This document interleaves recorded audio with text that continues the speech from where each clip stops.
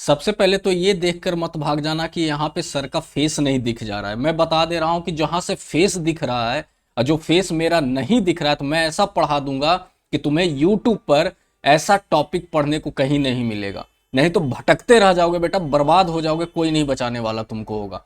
मैं बता रहा हूं कि ऐसा क्वेश्चन मैं तुम लोगों के लेकर आया हूं कि जो एग्जाम में आने की पूरी पूरी संभावना होती है, और इस तरीके से बता दूंगा कि तुम लोगों के माइंड में बैठ जाएगा। बस क्वेश्चन को अच्छे से देखना, ऑप्शन को देखना और कमेंट करने की कोशिश करना कि क्वेश्चन का जो आंसर होगा वो क्या होगा। यह है पॉलिटिकल साइंस क्लास 12th का मैं पूरा का पूरा निचोड़ लेकर आया हूं तुम लोगों का पार्ट 2 का। और ये जो है वो अध्याय 1 है, राष्ट्र निर्माण की चुनौतियां। और ये एग्जाम के लिए बहुत ही ज्यादा इंपॉर्टेंट चैप्टर माना जाता है। इससे क्वेश्चन भर भर के एग्जाम में आता है और तरीके से आता है। तो चलो हम लोग स्टार्ट करते हैं बिना टाइम गवाए हुए, और पूरा वीडियो जरूर देखना, तब तुम लोगों को समझ में आएगा कि जो फेसलेस सर पढ़ा रहे हैं और जहां पे फेस दे के तुम पढ़ रहे हो वहां पे क्या अंतर है। तुम यहां से कहीं नहीं जाओगे। तो चलो स्टार्ट करते हैं और हम अपने पहले क्वेश्चन की तरफ बढ़ते हैं, जो हमारा फर्स्ट क्वेश्चन है। हमारा फर्स्ट क्वेश्चन क्या है? स्वतंत्र भारत के प्रथम प्रधानमंत्री के रूप में जवाहरलाल नेहरू ने 15 अगस्त 1947 को अपने भाषण में किस बात पर जोर दिया था? तो देखो बच्चों, हम लोग जानते हैं कि हमारा देश आजाद कब हुआ था? 15 अगस्त 1947 को। और हमारे देश के जो प्रथम प्रधानमंत्री थे वो कौन थे? श्री जवाहरलाल नेहरू। और जवाहरलाल नेहरू 15 अगस्त 1947 के भाषण जो दिया था वो इस पे किस बात पर उन्होंने भाषण दिया था? तो याद रखना, सैन्य शक्ति बढ़ाने पर नहीं दिया था, संविधान निर्माण पर भी नहीं दिया था, देश की एकता और अखंडता के बारे में उन्होंने बताया था। स्वतंत्रता दिवस के भाषण के रूप में नेहरू जी ने धर्म, जाति या भाषा से ऊपर उठकर भारत को एक राष्ट्र के रूप में खड़ा करने पर जोर दिया था। उन्होंने एकता में विविधता की अवधारणा के ऊपर भी बल दिया था। तो याद रखना। सेकंड क्वेश्चन तुम लोगों के सामने, भारत के विभाजन के समय अधिकतम प्रवासी जो रिफ्यूजीज होते हैं किस राज्य में आए थे? जैसे प्रवासी का मतलब होता है घर बार छोड़कर एक जगह से दूसरी जगह जाना। तो किस राज्य में सबसे ज्यादा आए थे? तो याद रखना आप लोग, पंजाब और पश्चिम बंगाल। ऐसा क्यों? क्योंकि जब हमारा भारत देश से पाकिस्तान अलग हुआ था तो दो पार्ट में पाकिस्तान अलग हुआ था। एक यहाँ पे अलग हुआ था और एक हमारा पूर्वी पाकिस्तान। भाई हमारा कहने का मतलब हमारा ही था ना, ये टुकड़ा जो जमीन का था वो हमारे ही देश का अभिन्न अंग है। ठीक है, तो ये यहाँ से लोग जो आए वो पश्चिम बंगाल में आए, क्योंकि पश्चिम बंगाल यहाँ नजदीक पड़ता था, और इधर जो बॉर्डर पड़ता था इंटरनेशनल बॉर्डर वो पंजाब में पड़ता था। तो लोग यहाँ पे कहाँ पे आ गए थे? पंजाब में ज्यादा आए थे। तो याद रखना है, पंजाब और पश्चिम बंगाल इसका आंसर होगा। विभाजन के समय सबसे अधिक प्रवासी लाखों की संख्या में पंजाब यानी पश्चिमी पाकिस्तान से कहां आ गए थे? पंजाब आए थे। और इधर पश्चिम बंगाल पूर्वी पाकिस्तान यानी जो अभी बांग्लादेश है वहां से पश्चिम बंगाल आए थे। देश की रक्षा और सुरक्षा के लिए नेहरू जी ने किस राज्य के शासक को एक संदेश भेजकर भारत में विलय के लिए आमंत्रित किया था, लेकिन उन्होंने इनकार कर दिया था? जब हमारा देश आजाद हुआ था तो बहुत सारे ऐसे रियासत थे जो अभी भी अलग थे, तो भारत में मिलाने के लिए यानी कि विलय के लिए आमंत्रित किया था। यानी कौन सा ऐसा राज्य था बताओ मेरे को? लेकिन वो इनकार कर दिया था कि नहीं, हम भारत में नहीं मिलेंगे, हम कहां जाके मिलेंगे? पाकिस्तान में मिलेंगे। लेकिन ऐसा सरदार पटेल ने होने नहीं दिया था। तो याद रखना, ये क्या था? हमारा हैदराबाद था। ठीक है ना, हैदराबाद के निजाम जो थे भारत में विलय करने से इनकार कर दिया था, और उन्होंने कहा कि या तो हम एक स्वतंत्र राज्य बनेंगे और नहीं तो हम पाकिस्तान जाएंगे। तो यहां पे जो हमारे सरदार पटेल थे, वल्लभ भाई सरदार पटेल थे, उन्होंने एक ऑपरेशन चलाया, ऑपरेशन पोलो। क्या चलाया? ऑपरेशन पोलो। और आर्मी भेजकर हैदराबाद को आजाद करवाकर भारत में क्या कर लिया? मिला लिया गया। तो याद रखना, कभी कभी पूछता है कि हैदराबाद को भारत में मिलाने का जो ऑपरेशन चला था वो कौन सा ऑपरेशन चला था? तो ऑपरेशन पोलो चला था। ऑपरेशन देखो यहां पे आ ही गया, ऑपरेशन पोलो किस रियासत के भारत में विलय से संबंधित था? तो बताओ, क्या अभी हमने पढ़ा था कि किससे था? हैदराबाद से संबंधित था। याद रखना 1948 में, कब? 1948 में भारतीय सेना ने हैदराबाद रियासत में घुसपैठ करके उसे भारत में क्या कर दिया था? विलीन कर दिया, यानी भारत में विलीन कर लिया। इसे ऑपरेशन पोलो कहा जाता है। विलय पत्र की व्यवस्था किस अधिनियम के तहत की गई थी? विलय पत्र का मतलब कोई भी रियासत भारत में जब मिल रहा था तो एक विलय पत्र था, तो वो किस व्यवस्था यानी किस अधिनियम के तहत वो की गई थी? तो याद रखना है वो भारतीय स्वतंत्रता अधिनियम 1947 के तहत की गई थी, ठीक है ना, जिसमें या तो रियासत को भारत या पाकिस्तान में विलय का अधिकार दिया गया। विलय पत्र इसी के तहत जारी किया गया था। राज्यों के पुनर्गठन, पुनर्गठन का मतलब वही होता है ना कि राज्य जैसे तैसे था तो उसको एकदम तरीके से बनाना, यानी सरदार वल्लभ भाई पटेल ने किस आयोग का गठन किया था? राज्यों के पुनर्गठन पर कौन से हमारे सरदार वल्लभ भाई पटेल ने किस आयोग का गठन किया था? तो बताइए किस आयोग का गठन किया था? तो याद रखना है जेसीबी से, जेसीबी से याद रखना जेपीबी आयोग। कौन सा आयोग? जेपीबी आयोग। ऐसे समझोगे कि जब राज्य का पूर्ण गठन हो गया तो मिट्टी विट्टी भाई डालना पड़ेगा तो जेसीबी आएगा। क्या आएगा? जेसीबी आएगा। तो उससे याद रखो कि जेपीबी आयोग के द्वारा ये आयोग का गठन किया गया था। जेपीबी आयोग के जो जस्टिस थे वो फजल अली थे। कौन थे? फजल अली थे। याद रखना इस चीजों को, फजल अली थे। यहां संशोधन मतलब सरदार पटेल थे, लेकिन पहले आयोग के अध्यक्ष जेपीबी एसके धार था। इसके जो अध्यक्ष थे वो एसके धर थे, एसके धर थे। इसके अध्यक्ष एसके धर थे, याद रखना है। पहले राज्य पुनर्गठन आयोग 1953 का गठन जस्टिस फजल अली की अध्यक्षता में किया गया था। बहुत डिटेल में, बस उतना डिटेल में जाने की जरूरत नहीं। भाषा के आधार पर आंध्र प्रदेश का गठन कब हुआ था? बताइए। भाषा के आधार पर आंध्र प्रदेश का गठन जो हुआ था वो 1953 में हुआ था मेरे बच्चों, याद रखना। यानी आंध्र प्रदेश नया राज्य कब बना था? 1953 में बना था। पोट्टी श्रीरामुल्लू के आमरण अनशन, यानी कि उन्होंने आमरण अनशन दिया कि भाई आंध्र प्रदेश का हमें गठन कीजिए, हमारा भाषा अलग है इसके अनुसार। तो कौन किया था? तो याद रखना है पोट्टी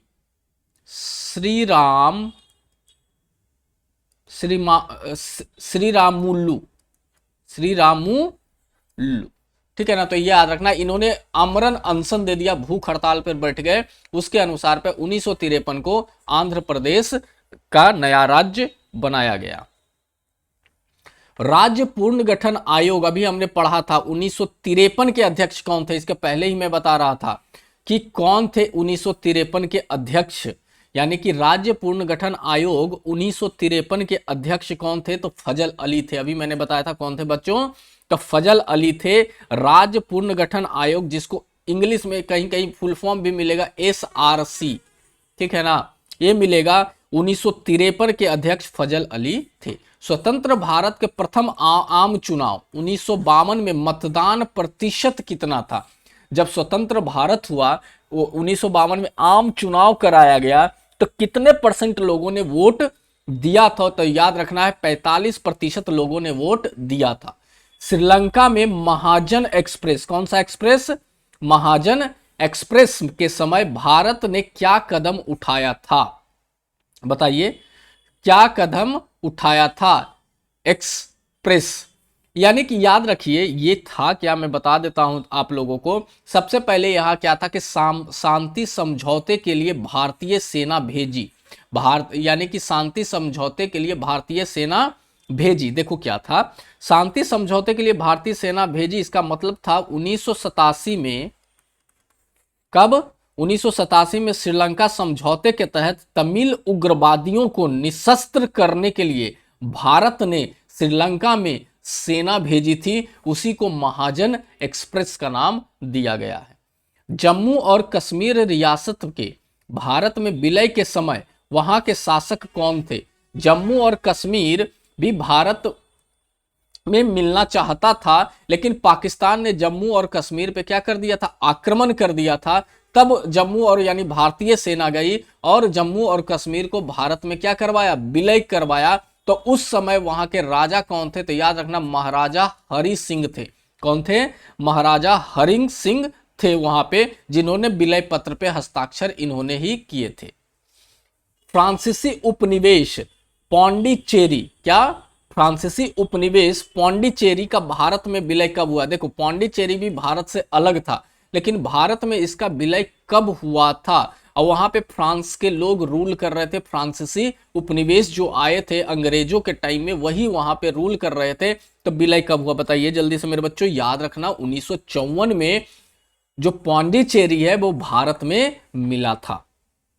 वर्तमान में उसको हम पुडुचेरी कहते हैं। पौंडीचेरी का नाम पुडुचेरी है, जो कि कब हुआ था? 1954 में हुआ था। हालांकि इसे औपचारिक रूप से 1962 में मिला, यानी कि कर तो लिया, लेकिन औपचारिक रूप जो होता है एकदम कागज पत्र ये सब करके करना, तो वो 1962 में हुआ था। तो कभी कभी पूछता है फ्रांसीसी उपनिवेश पौंडीचेरी का भारत में ऐसे करके पूछेगा, भारत में क्या कह सकते हैं उसको, औपचारिक रूप से भारत में विलय कब हुआ? तो औपचारिक रूप से जब पूछ लेगा तो 1962 बताना है, और अगर जो नॉर्मल तरीके से पूछ ले तब 1954 बताना है।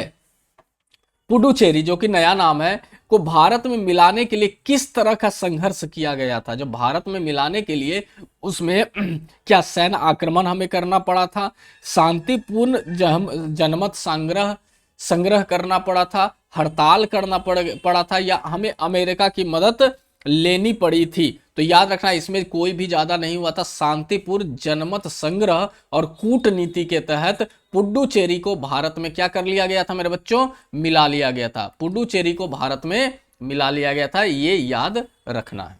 तो ऑप्शन नंबर क्या हो जाएगा इसका? ऑप्शन नंबर बी हो जाएगा, ये याद रखना है। चलिए अब आगे हम लोग बढ़ते हैं। अब हम अध्याय 2 क्लास 12 पॉलिटिकल साइंस पार्ट 2 का एक अध्याय 2 है, जिसका नाम है एक दलीय प्रभुत्व का दौर। इससे भी एग्जाम में बहुत ही ज्यादा इंपॉर्टेंट क्वेश्चन पूछे जाते हैं, जो कि हम यहाँ पे देखने वाले हैं। तो बिल्कुल ध्यान से देखना, नहीं तो यूट्यूब पे बौड़ा बौड़ा के मर जाओगे। इस तरीके का कंटेंट तुम्हें नहीं मिलने वाला है। तो देखो ध्यान से कि क्वेश्चन नंबर 14 और पार्ट 1 यानी अध्याय 1 मैंने क्वेश्चन नंबर 1 से 13 तक पीछे पढ़ा दिया है, तो जो नहीं देखे वो जाकर देख लो। तो क्वेश्चन नंबर 14 है, भारतीय राजनीति के प्रारंभिक चरण। हमारा जो भारतीय राजनीति था उसका प्रारंभिक चरण कौन था? 1952 से 1967 को किस राजनीतिक वैज्ञानिक ने कांग्रेस व्याख्या कहा? बताइए। इसमें एक ऐसा नाम है जिसने कहा कि कांग्रेस व्यवस्था कहा इस टाइम में। तो इनका जो नाम है वो राजनी कोठारी है। कौन है? राजनी कोठारी। देखो, राजनी कोठारी ने अपनी पुस्तक में भारतीय राजनीति को कांग्रेस व्यवस्था कहा था, जिसका अर्थ था कांग्रेस एक व्यापक चौखट थी, ना कि कोई साधारण राजनीतिक दल थी। ऐसा कहा था राजनी कोठारी ने उस समय। 1952 के प्रथम आम चुनाव में लोकसभा की कुल कितनी सीटें थी? बताओ। अभी तो लोकसभा की कुल 545 सीटें के आसपास है, आसपास क्या है, ठीक है ना। लेकिन उस समय जब स्टार्टिंग में प्रथम आम चुनाव हुआ था, लोकसभा चुनाव हुआ था, कब हुआ था? 1952 में हुआ था। तो उस समय कितनी सीटें थी लोकसभा में? बताओ जल्दी से। याद रखना, 489 सीटें थी। कितनी थी? 489 सीटें थी। स्वतंत्र भारत में पहली विपक्षी पार्टी जिसने किसी राज्य में सरकार बनाई हुआ कौन थी? सबसे पहले तो कांग्रेस थी, कांग्रेस ही थी आजादी के समय। लेकिन एक और ऐसी पार्टी आई कि पहली बार उसने यानी कांग्रेस के विपक्ष में जाकर किसी राज्य में अपनी सरकार बनाई स्वतंत्र भारत में। वो कौन सी ऐसी पार्टी है? तो याद रखना, कम्युनिस्ट पार्टी। याद रखना है, भारतीय कम्युनिस्ट पार्टी, ठीक है ना। तो यह दुनिया का पहला चुनाव के जरिए बनने वाला कम्युनिस्ट सरकार था, ठीक है। नेक्स्ट, केरल में 1957, कब? 1957 में ईएमएस क्या नाम था, हाँ, नबूंदरीपाद के नेतृत्व में किस पार्टी की सरकार बनी थी? बताइए, केरल में किस पार्टी की सरकार बनी थी और वहां का नेतृत्व कौन कर रहे थे? EMS साहब कर रहे थे। बाकी ये नाम पढ़ लेना तुम लोग, ठीक है ना। तो कौन कर रहे थे बताओ जल्दी से। तो याद रखना है ये भी कम्युनिस्ट पार्टी। क्या नाम रखना है? कम्युनिस्ट पार्टी, ठीक है ये, ठीक है। चलो, भारतीय जनसंघ जिसको BJS कहते हैं, भारतीय जे से जन, एस से संघ, की स्थापना किसने और कब की थी? बताइए, भारतीय जनसंघ की स्थापना जो था वो किसने किया था?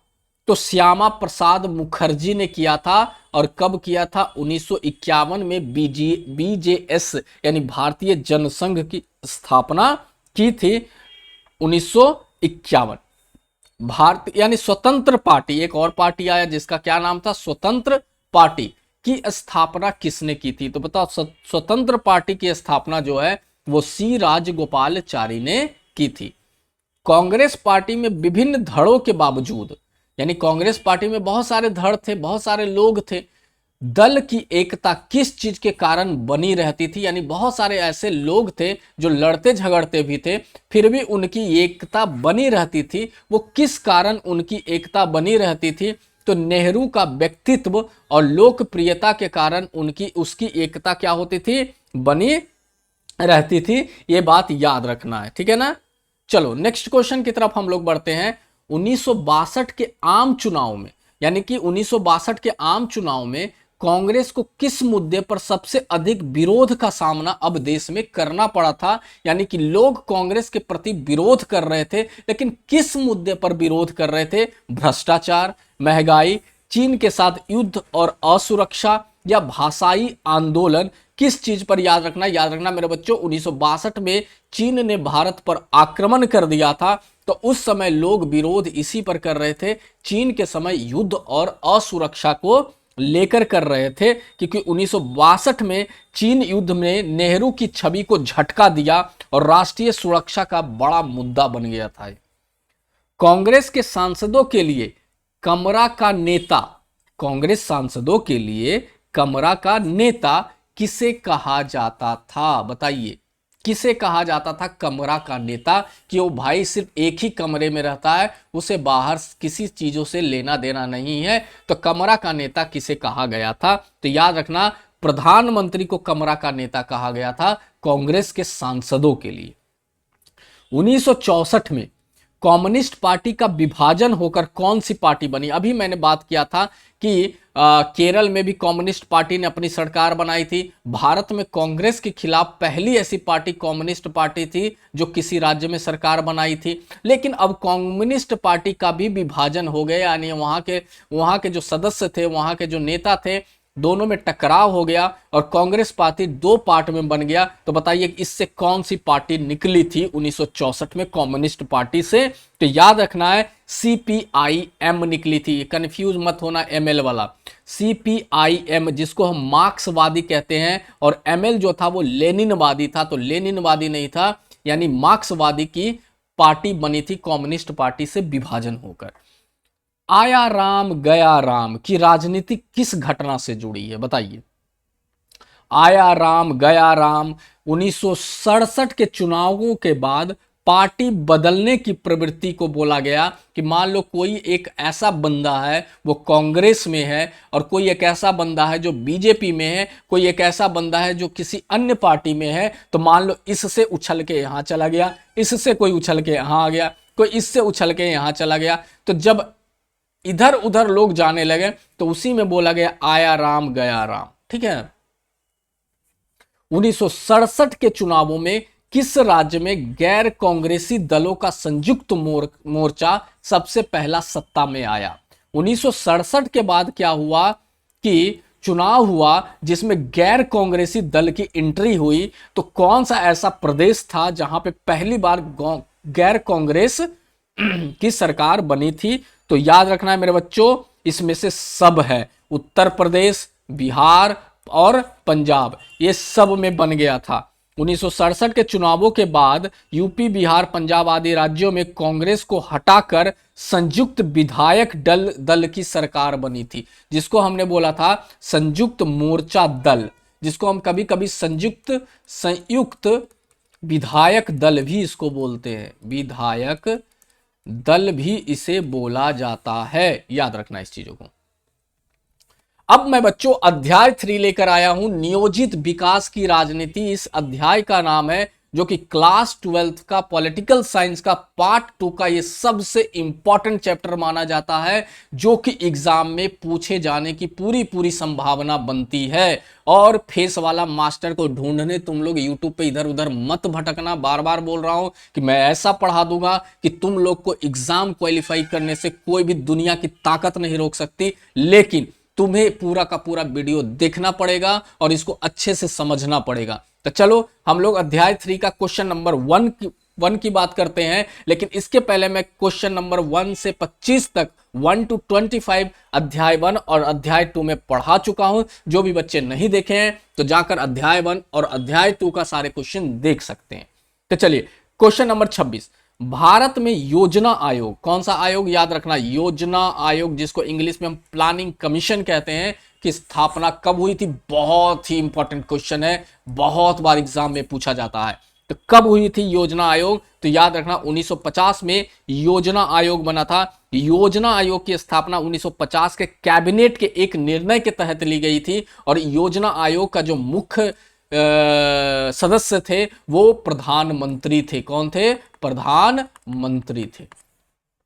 भारत की प्रथम पंचवर्षीय योजना, ये पंचवर्षीय योजना होती क्या है? तो जब भारत आजाद हुआ था तो उसके बाद 5 वर्ष की एक योजना रखी जाती थी, और ये खाका तैयार किया जाता था कि इस 5 वर्ष में हम लोग क्या क्या डेवलपमेंट देश के लिए करेंगे, उसी को पंचवर्षीय योजना कहते हैं। अभी जो पंचवर्षीय योजना है वो बहुत ही आगे निकल चुकी है, बट ये जो पहली प्रथम पंचवर्षीय योजना थी उसका मुख्य उद्देश्य क्या था? तो सबसे पहले जब पंचवर्षीय योजना आई थी तो कृषि के ऊपर पूरा का पूरा विकास किया गया था, यानी कि इसके ऊपर बल दिया गया था। और जब दूसरी पंचवर्षीय योजना आई थी तो उद्योग के ऊपर दूसरी पंचवर्षीय योजना में ये दिया गया था, उद्देश्य, मूल उद्देश्य दिया गया था। तो इसमें कृषि ढूंढ लो कहां पे है, 27 में।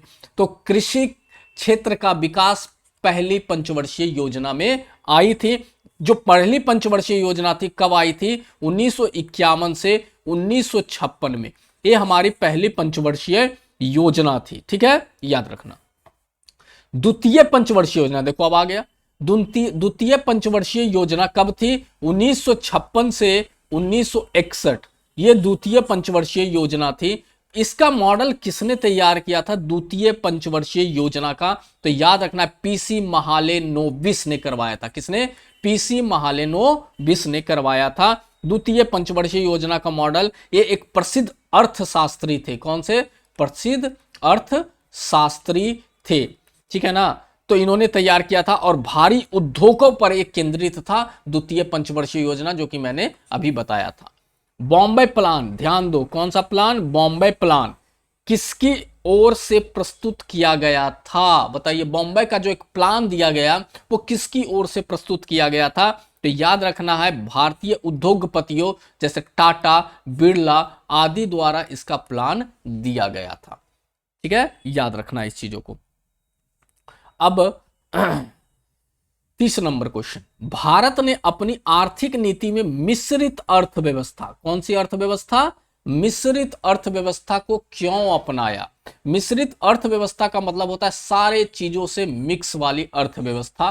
तो भारत ने क्यों अपनाया था, बताओ जल्दी से।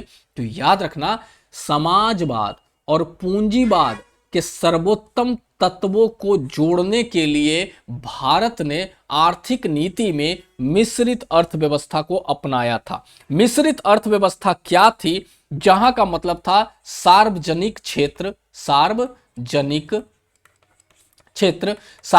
क्षेत्र गवर्नमेंट के होते थे, और एक आया था हमारा निजी क्षेत्र, निजी क्षेत्र। तो इन दोनों को मिलाकर डेवलपमेंट का प्लान बनाया गया, जिसको हमने मिश्रित अर्थव्यवस्था का नाम दिया, जो गवर्नमेंट और प्राइवेट फैक्ट्रीज, कंपनीज या सरकारें मिलकर एक नई डेवलपमेंट नीति बनाई कि भाई हम सिर्फ अकेले काम नहीं कर सकते, तुम अकेले, हम दोनों मिलकर काम करेंगे। इसी को हमने बोला मिश्रित अर्थव्यवस्था। याद रखना इस चीजों को, ठीक है। निजी क्षेत्र यानी पूंजीवाद और सार्वजनिक क्षेत्र को हम लोग समाजवाद कहते हैं। जैसे रेलवे, रेलवे क्या है? सार्वजनिक क्षेत्र की एक उपकरण है, एक सेवा है, ठीक है ना। लेकिन वही फ्लाइट की बात करो, जैसे इंडिगो हो गया, तो ये सब निजी क्षेत्र है। हरित क्रांति, कौन सी क्रांति? हरित क्रांति का संबंध किससे है बताओ? हरित क्रांति का संबंध कृषि उत्पादकता में वृद्धि से है। हरित क्रांति इसीलिए लॉन्च किया गया ताकि कृषि को बढ़ाया जा सके, इसकी उत्पादकता को बढ़ाया जा सके, ठीक है ना। तो याद रखना है इस चीजों को। इसमें उच्च उपज वाले बीज, जिसको HYV बीज का प्रयोग किया गया था। हरित क्रांति का प्रारंभ किस फसल से हुआ था बताओ जल्दी से? तो याद रखना वो किससे हुआ था? हरित क्रांति का आरंभ गेहूं से हुआ था। खासकर पंजाब और हरियाणा में ही हरित क्रांति क्या थी? सफल रही। बाकी लगभग सब जगह फेल हो गई, पंजाब और हरियाणा। भूमि सुधारों के तहत जोत अधिकतम कानून का मुख्य उद्देश्य क्या था? बताइए, जोत अधिकतम कानून का मुख्य उद्देश्य क्या था? इसका उद्देश्य था बड़े किसानों से जमीन छीनकर भूमिहीनों को देना, यानी कि जिसके पास ज्यादा जमीन है उससे लेकर वैसे लोगों को देना जिनके पास भूमि नहीं है। भारत के 8वें पंचवर्षीय योजना, देखो अब हम बात कर दिए डायरेक्ट कौन से? 8वें पंचवर्षीय योजना के दौरान भारत निर्माण यानी इंडिया शाइनिंग अभियान किसने शुरू किया था? बताइए जल्दी से। ये 2004 में हुआ था। याद रखना इसको कि इन्होंने जो शुरू किया था, भाजपा नीत एनडीए सरकार ने शुरू किया था इसको। भाजपा नीत एनडीए सरकार ने इंडिया शाइनिंग अभियान 2004 के लोकसभा चुनाव से पहले एनडीए सरकार द्वारा चलाया गया था। बैटरफाइड इफेक्ट, कौन सा इफेक्ट? बैटरफाइड इफेक्ट किस आर्थिक विचार से संबंधित है? बताइए जल्दी से। तो ये याद रखना, जब अर्थव्यवस्था बढ़ती है तो गरीबों तक समृद्धि स्वतः पहुंच जाती है। इसी को बैटरफाइड इफेक्ट के नाम से बोला गया है, ठीक है ना। यानी कि ये एक आर्थिक सिद्धांत है जिसके अनुसार ऊपर की ओर होने वाला विकास स्वतः ही नीचे तक पहुंच जाता है। अगर जो ऊपर विकास होगा, रोड्स बनेंगे, रेलवे ट्रैक्स बनेगा, बड़े बड़े एयरपोर्ट्स बनेंगे, तो नीचे धीरे धीरे विकास पहुंच जाएगा। नई आर्थिक नीति, कौन सी नीति? नई आर्थिक नीति 1991 में बनाया गया था। उस समय भारत के जो वित्त मंत्री थे वो डॉक्टर मनमोहन सिंह थे। भारत ने क्यों अपनाई नई आर्थिक नीति? बताइए जल्दी से। तो विदेशी मुद्रा उस समय संकट हो गया था, इसलिए अपनाई गई थी। यानी भारत में जो डॉलर था, विदेशी मुद्रा था, वो लगभग खत्म हो गया था। इसलिए डॉक्टर मनमोहन सिंह ने नई आर्थिक नीति 1991 में बनाई थी। उसी समय नई आर्थिक नीति में उदारीकरण, वैश्वीकरण और निजीकरण का सिद्धांत लाया गया था। भारत के आर्थिक उदारीकरण के संदर्भ में एलपीजी का पूरा रूप क्या है? एलपीजी का, कुछ लोग समझ रहे होंगे कि एलपीजी लिक्विड पेट्रोलियम गैस, नहीं रे गधों। एलपीजी का इसमें पूरा अर्थ क्या था? बताओ जल्दी से। तो एलपीजी का पूरा अर्थ था लिबरलाइजेशन, इसका मतलब उदारीकरण, उदारीकरण इंग्लिश में लिखा गया है। प्राइवेटाइजेशन, इसका मतलब निजीकरण, अभी मैंने 3 चीज बताया ही था। अब ग्लोबलाइजेशन का मतलब होता है तुम्हारा ये वैश्वीकरण, वैश्वीकरण। ये 3 चीजों को अपनाया गया था एलपीजी के तहत। नरम दलीकरण शब्द किससे संबंधित है? नरम दलीकरण संबंध किससे संबंधित है? तो याद रखना, राज्य की कार्य क्षमता में कमी को हम नरम दलीकरण कहते हैं, सॉफ्टनिंग ऑफ द स्टेट कहा जाता है। इस चीज का मतलब हुआ, आलोचकों का मानना है कि उदारीकरण के बाद राज्य की सामाजिक कल्याणकारी भूमिका में कमी आई थी, इसलिए उसे नरम दलीकरण बोला गया। भारत में भूमि सुधार सबसे पहले किस राज्य में सफलतापूर्वक लागू हुआ? जो हमारा भूमि सुधार था सबसे पहले किस राज्य में लागू किया गया था? तो याद रखना, यह था पश्चिम बंगाल। वामपंथी सरकार द्वारा इसे लागू किया गया था, जिसमें ऑपरेशन बरगा, कौन सा ऑपरेशन, ऑपरेशन बरगा के तहत यह किया गया था। याद रखना, ऑपरेशन बरगा के जरिए बटाईदारों को जमीन का अधिकार देकर भूमि सुधार आंदोलन को सफलतापूर्वक लागू किया। तो कभी कभी पूछता है कौन सा ऑपरेशन, तो बरगा ऑपरेशन। अब मैं बच्चों तुम लोगों के सामने चैप्टर 4 लेकर आया हूं, जिसका नाम है भारत के विदेश संबंध।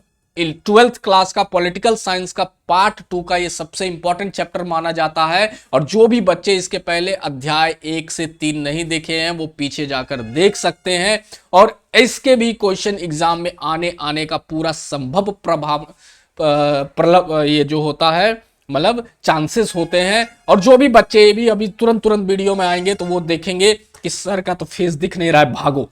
वैसे मास्टर के पास जाओ जहां पे चेहरा दिख रहा है, तो भटकते रह जाओगे, मर जाओगे, बर्बाद हो जाओगे, तुम्हें कोई बचाने वाला नहीं मिलेगा, बचाने वाला मैं ही मिलूंगा। इसलिए इस वीडियो को पूरा देखो।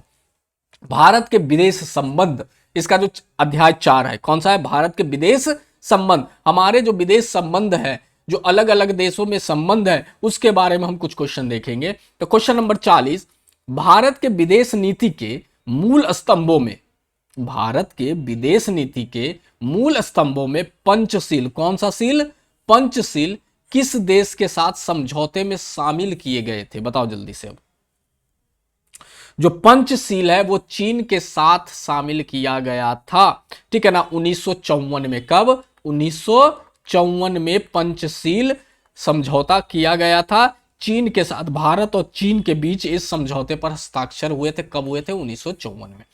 गुटनिरपेक्ष आंदोलन की स्थापना किस वर्ष हुई थी, तो याद रखना है ये किस वर्ष हुई थी। गुटनिरपेक्ष आंदोलन 1961 में हुआ था। पहला शिखर सम्मेलन यूगोस्लोवाकिया की राजधानी बेलग्रेड में 1961 में हुआ था। अच्छा, इसकी बात मैं कर रहा हूं। गुटनिरपेक्ष की जब बात की जाएगी तो 1961 में बेलग्रेड सम्मेलन में हुई थी। कौन सा सम्मेलन, बेल ग्रेड सम्मेलन, ठीक है। अब देखो आ गया यहां पे, बेलग्रेड सम्मेलन का पहला शिखर सम्मेलन कब हुआ था, बताओ जल्दी से। अभी ऊपर ही हम लोग बात किए, कब हुआ था, 1961 में हुआ था। यही चीज मैं बताने लग गया था। इसका पहला शिखर सम्मेलन भी बोलते हैं, इसको हम पहला शिखर सम्मेलन, बेलग्रेड सम्मेलन, क्योंकि यहां पे ये हुआ था इसलिए बोला गया। भारत चीन युद्ध कब हुआ था, 1962 में हुआ था। का तत्कालीन प्रधानमंत्री उस समय कौन थे, तो जवाहरलाल नेहरू थे। कौन थे, तो जवाहरलाल नेहरू थे उस समय के प्रधानमंत्री। 1962 के युद्ध के बाद भारत ने अपनी रक्षा और विदेश नीति में क्या बदलाव किए, बताइए। जब 1962 का युद्ध हुआ उसके बाद भारत ने अपनी रक्षा और विदेश नीति में क्या क्या बदलाव किए, तो याद रखना मेरे बच्चों, इसमें जो बदलाव था वो अमेरिका के साथ मैत्री बढ़ाई, यानी कि दोस्ती बढ़ाई, और आधुनिकीकरण पर जोर दिया। आधुनिकीकरण का मतलब होता है कि मॉडर्न चीजों पर जोर दिया गया। बहुत सारे बंदूक, मिसाइल्स, आर्मी के ऊपर जोर दिया जाने लगा। भारत और पाकिस्तान के बीच ताशकंद समझौता, कौन सा समझौता, ताशकंद समझौता किसके बीच में हुआ था, भारत और पाकिस्तान के बीच। किस युद्ध के बाद ताशकंद समझौता हुआ था, बताइए जल्दी से।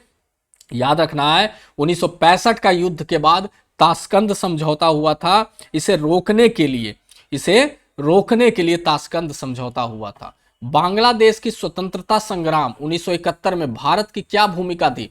अभी मैं पीछे भी बता रहा था कि उत्तरी पाकिस्तान और पूर्वी पाकिस्तान को आजाद कर बांग्लादेश बनाया गया, उसमें भारत की क्या भूमिका थी, इसमें बताओ। भारत की जो भूमिका थी वो थी बांग्लादेश की मुक्ति सेना का समर्थन और सैन्य हस्तक्षेप करना, यानी मदद कर उसे आजाद करवाना।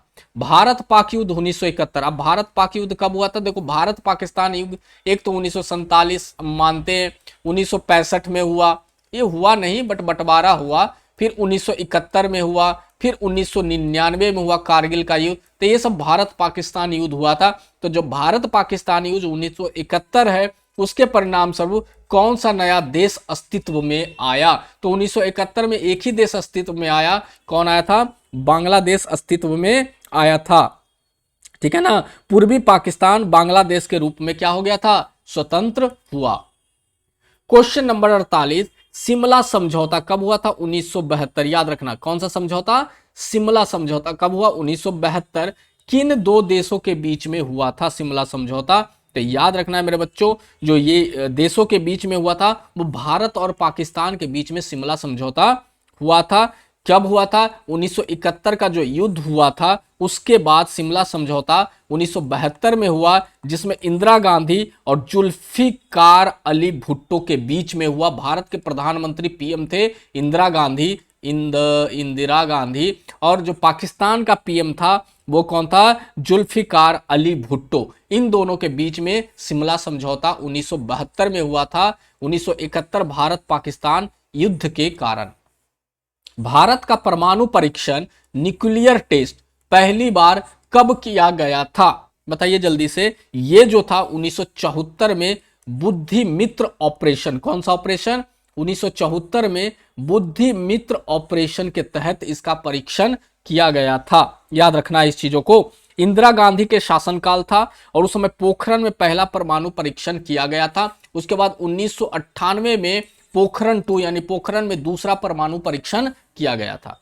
शीत युद्ध, कोल्ड वॉर के दौरान भारत ने सोवियत संघ के साथ अपने संबंध क्यों मजबूत किए? सोवियत संघ यानी कि रूस का, जो रूस है उसी को, उसके साथ हमने अपना संबंध क्यों मजबूत किए? तो याद रखना, अमेरिका पाकिस्तान का समर्थन कर रहा था, इसलिए हम लोगों ने रूस के साथ अपने संबंध क्या किए? मजबूत किए। भारत के विदेश मंत्री जो गुट निरपेक्ष आंदोलन के प्रमुख संस्थापकों में थे वे कौन थे? भारत के एक ऐसे विदेश मंत्री थे जो गुट निरपेक्ष आंदोलन के प्रमुख संस्थापकों में एक थे। वो कौन थे इसमें? तो याद रखना, वो जवाहरलाल नेहरू थे। जवाहरलाल नेहरू थे। इसमें बताया जाता है कि नेहरू, तीतो और नासेर ये प्रमुख संस्थापक माने जाते थे। 3 लोग थे। सार्क की स्थापना कब हुई थी? तो ये 1985 में सार्क की स्थापना हुई थी। इसका फुल फॉर्म होता है दक्षिण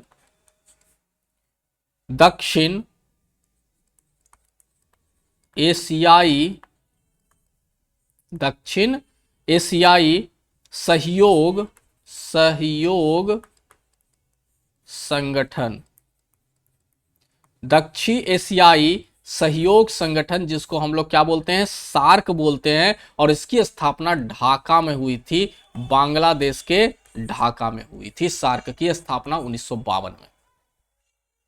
चलो बच्चों, अब मैं अध्याय 5 लेकर तुम लोगों के सामने आया हूं, कांग्रेस व्यवस्था को चुनौती को लेकर। इसके पहले मैंने अध्याय 4 के सारे एमसीक्यू करवा दिए हैं। ये जो एमसीक्यू इसके चैप्टर के भी बहुत इंपॉर्टेंट माने जाते हैं और एग्जाम में सीधे सीधे इसका आंसर आता है। और मैं इस तरीके से पढ़ा दूंगा कि तुमको और भी चेहरा देख टीचर के पास जाने की जरूरत नहीं पड़ेगी। तो मेरा विश्वास करो, वीडियो को पूरा का पूरा अंत तक जरूर देखो। तो चलो क्वेश्चन नंबर 53 के पास हम लोग आते हैं।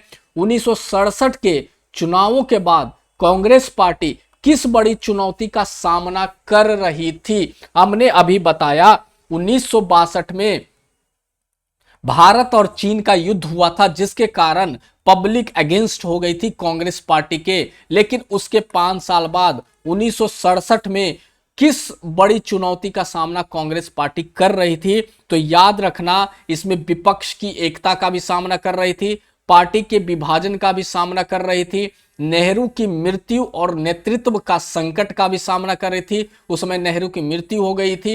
ये सारी चीजों के ऊपर वो क्या कर रही थी? व्यवस्था चुनौती कर रही थी। तो ये सारा क्वेश्चन हम बात करते हैं कि 1967 के चुनावों के बाद कांग्रेस पार्टी किस बड़ी चुनौती का सामना कर रही थी? तो ये सारा ऑप्शन होगा। ठीक है, विपक्ष की एकता, पार्टी का विभाजन, नेहरू की मृत्यु और नेतृत्व का संकट, यानी कि सारे के सारे उपरोक्त सभी।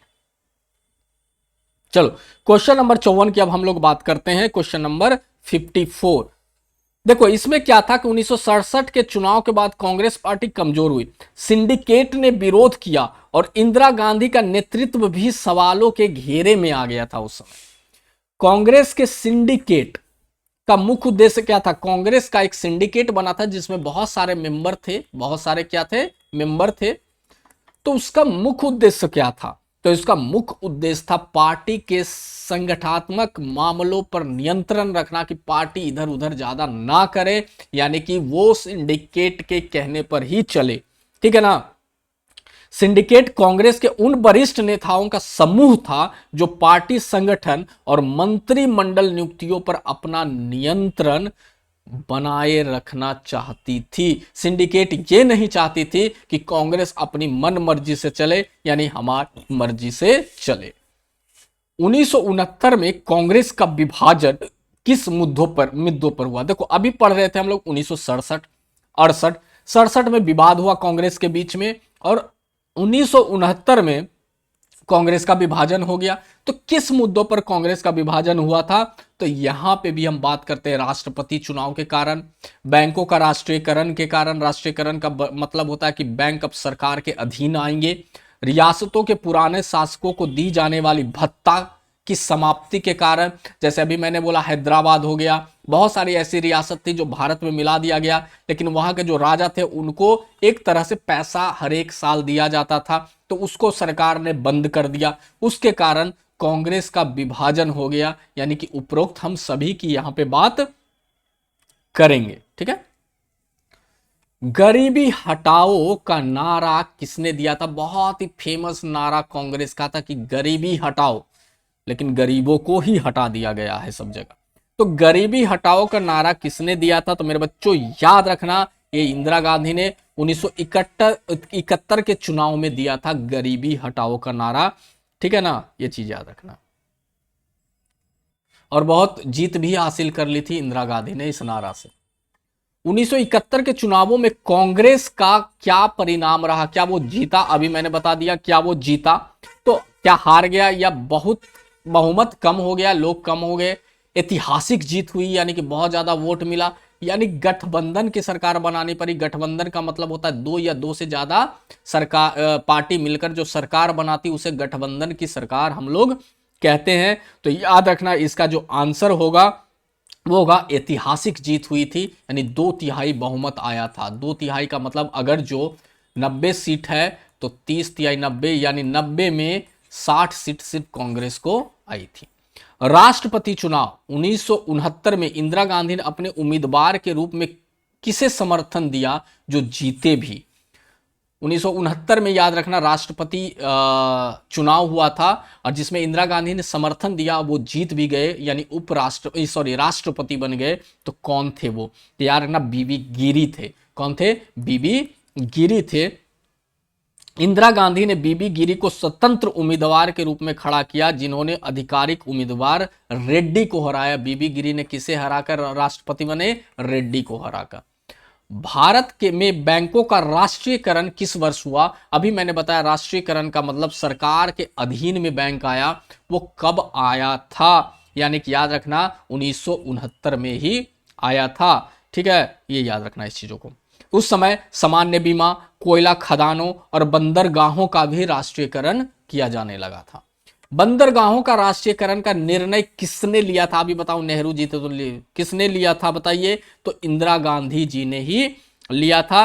कब लिया था? 1969 1969 में इंदिरा गांधी ने अभी मैंने बताया कि ये सारी चीजें, सामान्य बीमा, कोयला खदान और बंदरगाहों का राष्ट्रीयकरण कर दिया। और इसमें उस समय जब बैंक का राष्ट्रीयकरण किया गया तो 14 बैंक का राष्ट्रीयकरण किया गया था। पूछेगा कभी कभी, तो ये आंसर भी दे सकते हो, कितने? 14 बैंकों का राष्ट्रीयकरण, उस समय बड़े बैंकों का राष्ट्रीयकरण किया गया था।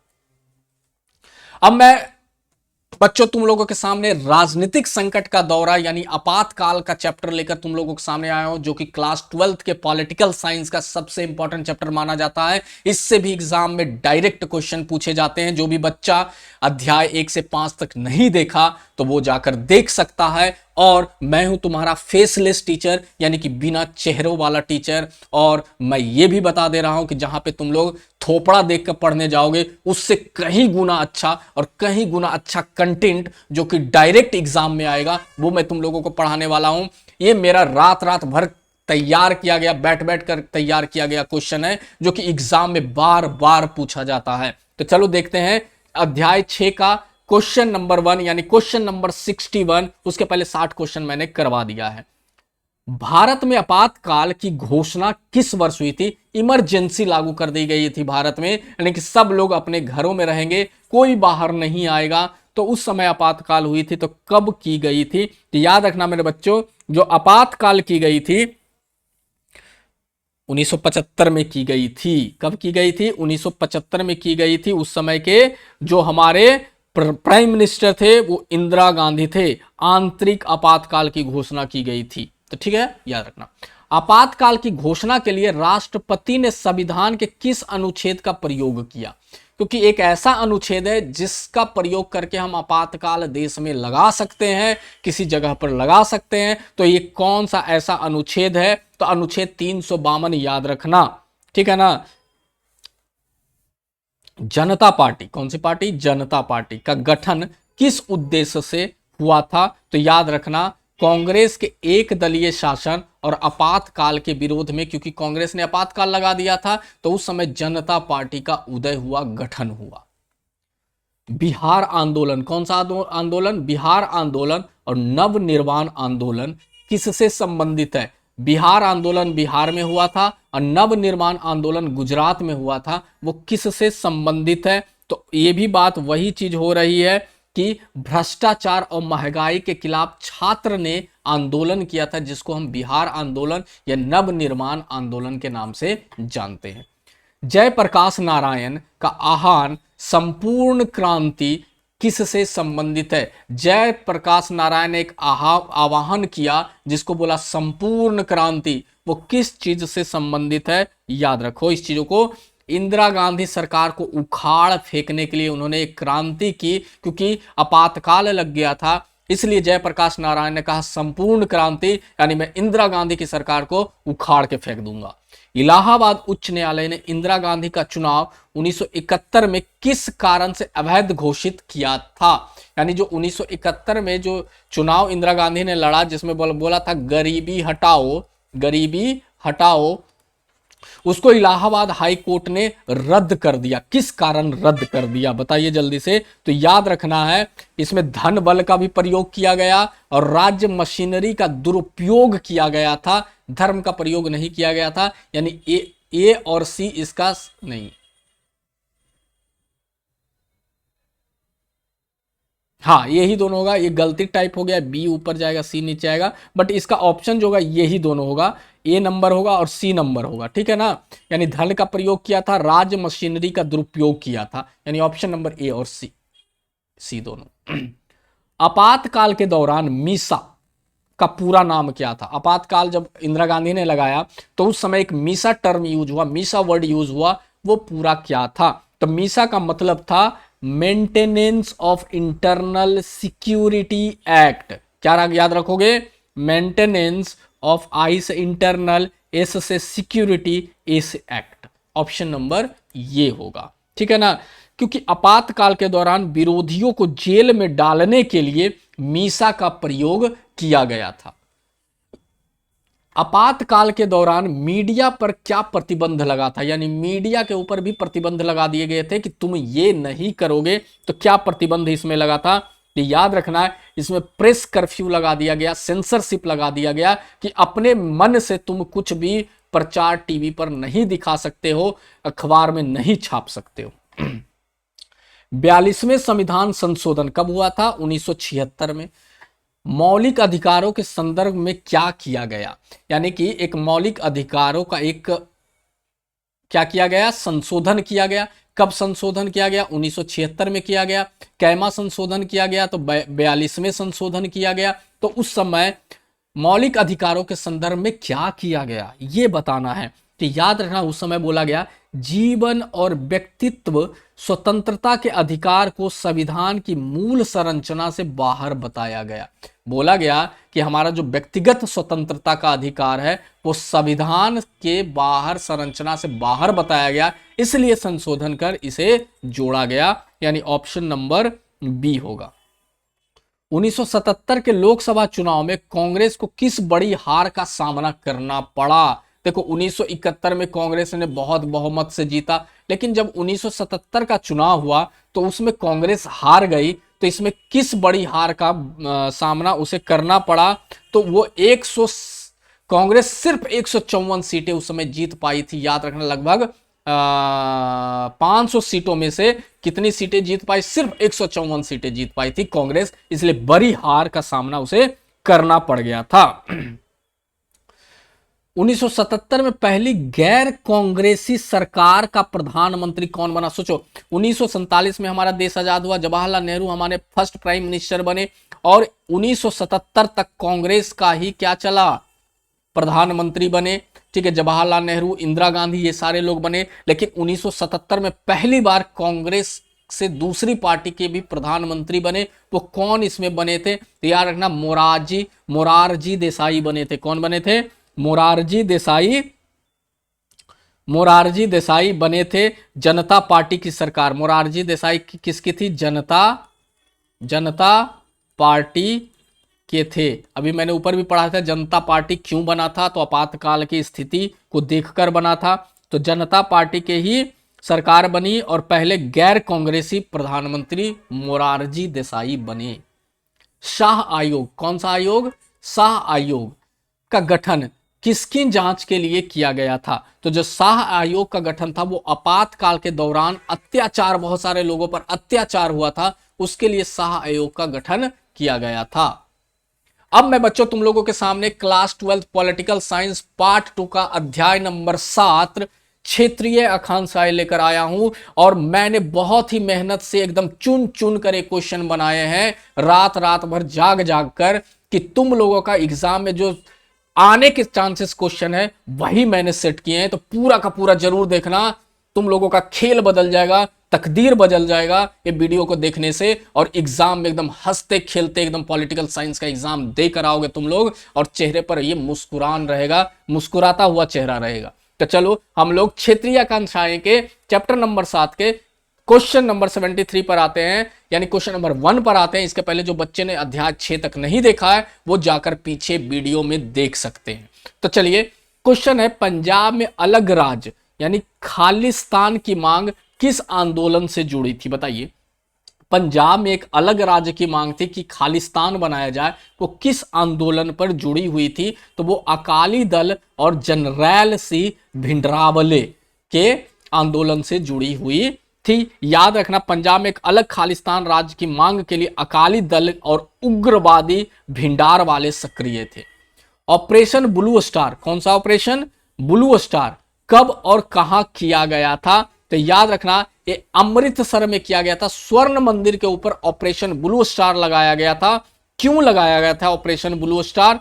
तो जून 1984, याद रखो ये थोड़ा सा इंपॉर्टेंट है, जून 1984, याद रखना, जून 1984 में आतंकवादियों को स्वर्ण मंदिर से बाहर निकालने के लिए ऑपरेशन ब्लू स्टार चलाया गया था। स्वर्ण मंदिर में आतंकवादी घुस गया था और इसलिए ऑपरेशन ब्लू स्टार चलाया गया था।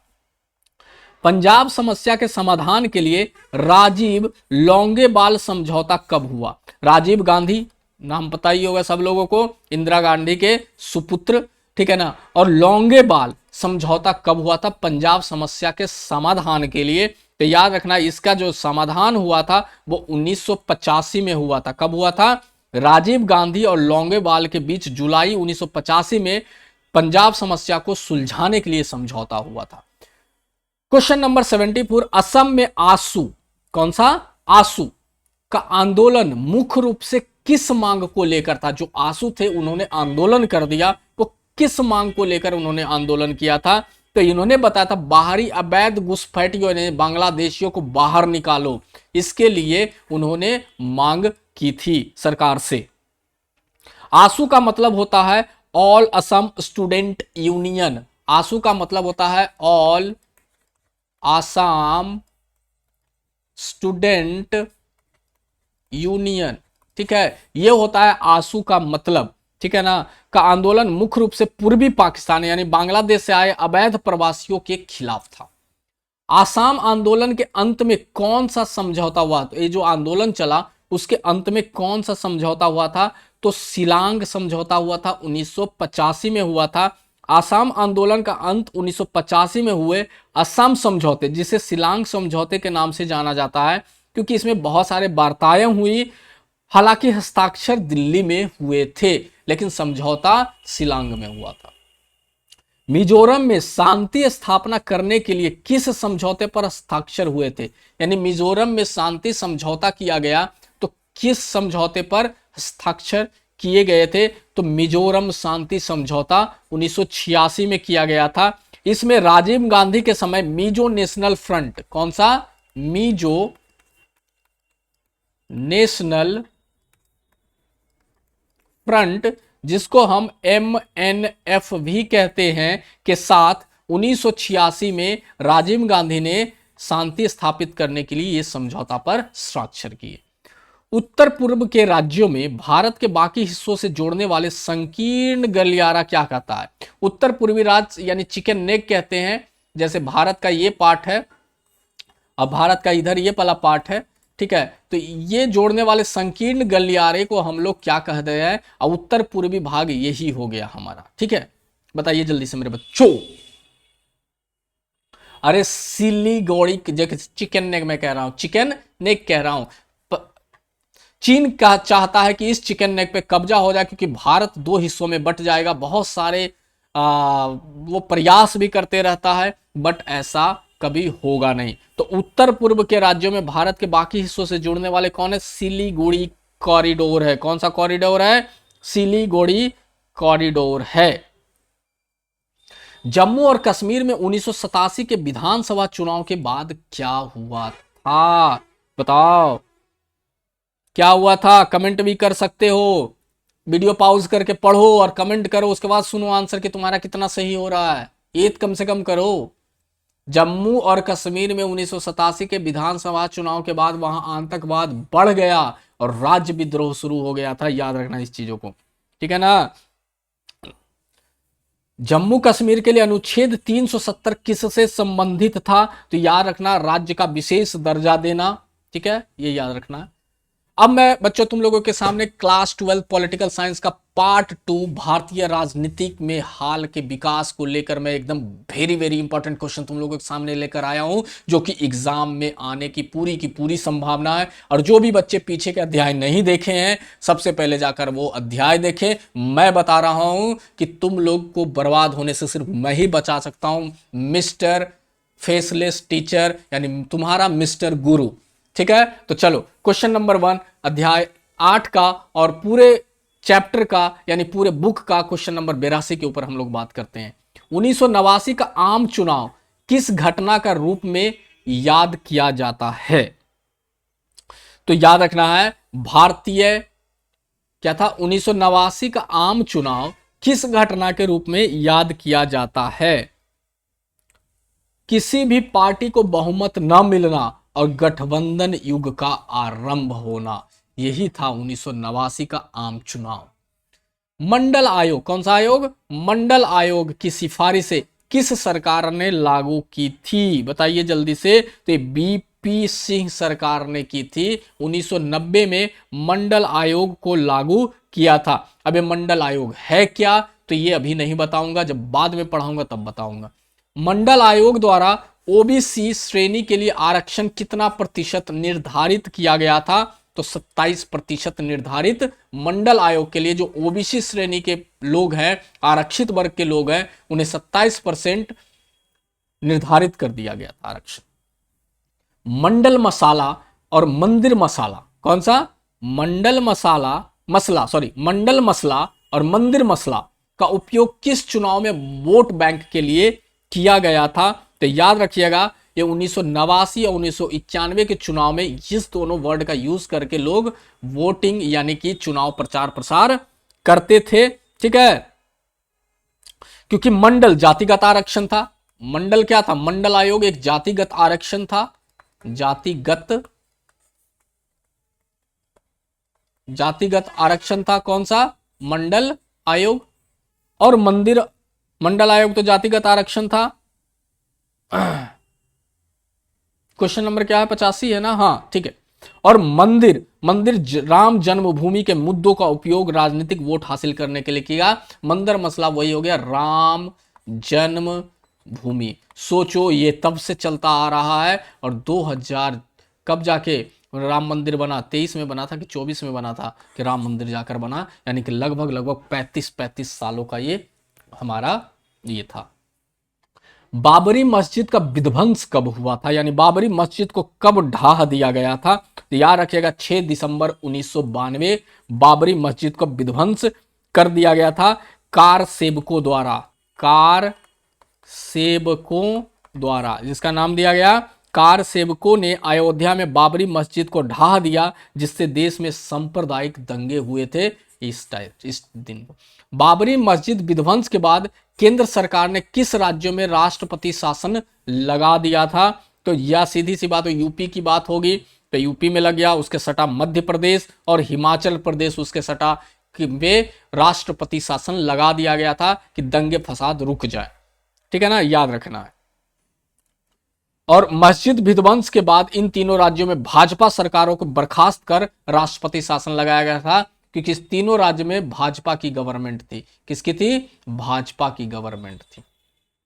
1996 का आम चुनाव किस बात के लिए महत्वपूर्ण था? 1996 में जो चुनाव हुए थे वो किस लिए इंपॉर्टेंट था, तो वो याद रखना इस चीजों को लेकर, क्योंकि वो जो इंपॉर्टेंट था, भाजपा सबसे बड़ी पार्टी बनकर उभरी लेकिन सरकार बनाने में असफल रही थी उस समय। अटल बिहारी वाजपेयी 13 दिन के लिए प्रधानमंत्री कब बने थे, तो याद रखना वो 13 दिन के लिए प्रधानमंत्री 1996 में 13 दिन के लिए प्रधानमंत्री बने थे, ठीक है। मुंह दुख गया भाई मेरा। चलो 10 क्वेश्चन और है। 1998 में भाजपा नीति सरकार ने पोखरण 2 परमाणु परीक्षण किया, इसका क्या नाम दिया था? ऑपरेशन शक्ति, ऑपरेशन बुद्धिमित्र, स्माइलिंग बुद्धा या ऑपरेशन विजय, क्या नाम दिया था बताओ जल्दी से इसको। तो ये ऑपरेशन शक्ति के नाम से जाना जाता है। पोखरण 2 में जो परमाणु परीक्षण किया गया था, जिसके ऊपर फिल्म भी बनी हुई है, ठीक है ना, जॉन अब्राहम शायद वो है, तो ये संयुक्त प्रगतिशील गठबंधन, क्या नाम है? संयुक्त प्रगतिशील गठबंधन यूपीए की सरकार किस वर्ष सत्ता में आई? यूपीए का मतलब था कांग्रेस और इसके साथ और भी बहुत सारे पार्टी जो मिलकर आए, तो इनकी जो मिली जुली सरकार थी उसको यूपीए कहा गया, संयुक्त प्रगतिशील गठबंधन का नाम दिया गया। तो कब आई थी? तो 2004 में पहली बार आई थी। यूपीए वन सरकार के समय 2004 से 2009 का सबसे महत्वपूर्ण कार्य क्या था? तो जो सबसे महत्वपूर्ण कार्य था वो परमाणु समझौता था। अमेरिका के साथ 123 समझौते उसमें किए गए थे। विकास पर विवाद के रूप में कौन सा मुद्दा उठा? विकास पर विवाद के रूप में कौन सा मुद्दा उठा? तो नर्मदा बांध परियोजना और एनआरएम मुद्दा उठा था। ये बहुत ही डिटेल में है, बट उतना डिटेल में मैं बताऊंगा नहीं। उस समय नर्मदा बचाओ आंदोलन बताया गया। विकास और पर्यावरण पूर्ण विकास के बीच विवाद का सबसे बड़ा उदाहरण नर्मदा बांध आंदोलन है। भारतीय संसद ने 2002 में किस विधेयक को पारित कर समावेशी लोकतंत्र को मजबूत किया? कौन सा ऐसा विधेयक को पारित किया था? तो याद रखना ये जो है, जो पारित किया गया था वो कहां गया? क्वेश्चन नंबर 94 है ना। हाँ, तो कौन सा विधेयक पारित किया था बताइए जल्दी से। इसमें लोकपाल बिल लाया था। कौन सा बिल आया था? 2002 में लोकपाल बिल आया था, जिसमें यह बताया गया हमारा 86वां संशोधन था। 2002 में 86वें संशोधन बिल के जरिए ये सारी चीज लाई गई थी। भारत अमेरिका नागरिक परमाणु समझौते के विरोध में वामपंथी दलों, ये थोड़ा सा क्वेश्चन ये है, इसको थोड़ा सा अंडरलाइन में कर देता हूं। कमेंट में अगर जिसको जानना होगा तो पूछ लेना, मैं इसका आंसर डिटेल में बता दूंगा। थोड़ा सा मुझे ऑप्शन में गड़बड़ लग रहा है, इसका शायद टाइपिंग मिस्टेक है। भारत अमेरिका नागरिक परमाणु समझौते के विरोध में वामपंथी दलों ने यूपीए सरकार का समर्थन वापस कब ले लिया था? तो 2008 में उन्होंने यूपीए से समर्थन वापस ले लिया था। वामपंथी दलों ने परमाणु समझौते के विरोध में जुलाई 2008 में सरकार से समर्थन वापस ले लिया था। वो बोल रहा था कि परमाणु समझौता नहीं होना चाहिए, बट ऐसा थोड़ी। गरीबी उन्मूलन के लिए बनी मनरेगा योजना किस सरकार ने मनरेगा योजना शुरू की थी? जो अभी श्री राम इसका नाम हो गया है मनरेगा का, ठीक है ना। तो उस समय किसने शुरू की थी? तो याद रखना, यूपीए सरकार ने 2005 में शुरू की थी, यूपीए सरकार ने 2005 में इसको शुरू की थी। लोकसभा चुनाव 2014 का मुख्य मुद्दा क्या था? तो याद रखना, विकास और भ्रष्टाचार मुक्त भारत। और 2014 में बीजेपी की सरकार देश में आई और जो प्राइम मिनिस्टर थे नरेंद्र मोदी बने। राजनीतिक दलों में एंटी डिफेक्शन लॉ को किस संविधान संशोधन के रूप में जाना जाता है? तो एंटी डिफेक्शन लॉ 52वां संविधान संशोधन के रूप में जाना जाता है।